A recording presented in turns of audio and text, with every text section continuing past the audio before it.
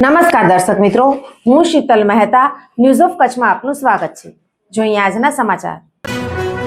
Kalapurnam plywood and laminate તમામ પ્રકારના plywood તથા હાર્ડવેર માટેની ખરીદીનું ઉત્તમ સ્થળ કલાપૂર્ણમ આર્કેડ, બીસીસીબી બેંક સામે, ન્યૂ સ્ટેશન રોડ, ભુજ।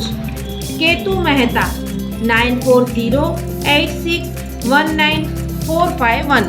દિલ્હીથી ભુજ આવતા વિમાનમાં ભુજમાં ઉતરાણમાં વિલંબ થતા ફફડાટ ફેલાયો।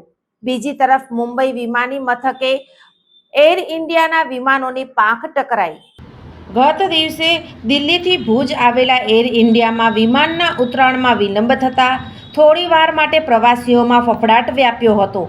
આ અંગે એર ઇન્ડિયાના ભુજના મેનેજર એસબી સિંઘનો સંપર્ક સાધતા તેમણે જણાવ્યું હતું કે હવામાન કે અન્ય કોઈ કારણોસર લેન્ડિંગ અનુકૂળ ન લાગતા તેણે સુરક્ષાને ધ્યાને લઈને ભુજ એરપોર્ટ પાસે જ હવામાં 2 ચક્કર લગાવ્યા હતા।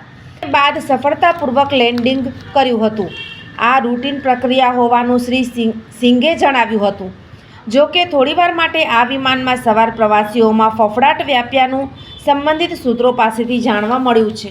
બીજી તરફ મુંબઈના છત્રપતિ શિવાજી મહારાજ આંતરરાષ્ટ્રીય એરપોર્ટ પર એક મોટી દુર્ઘટના બનતા ટળી ગઈ હતી, જેમાં 2 વિમાનની પાંખો અથડાઈ હતી। એર ઇન્ડિયાનું એક વિમાન રનવે પરથી ટેકઓફ પહેલાં પુશબેકની પ્રક્રિયામાં હતું, જ્યારે લેન્ડિંગ પછી ટેક્સી કરતી ઇન્ડિગોની એક ફ્લાઇટ તેની એકદમ નજીક આવી જતાં પાંખો અથડાઈ ગઈ હતી। આ ઘટના બાદ સલામતીના કારણોસર બંને વિમાનને ગ્રાઉન્ડેડ કરવામાં આવ્યા છે। કોઈ મુસાફરોને ઈજા થઈ નથી।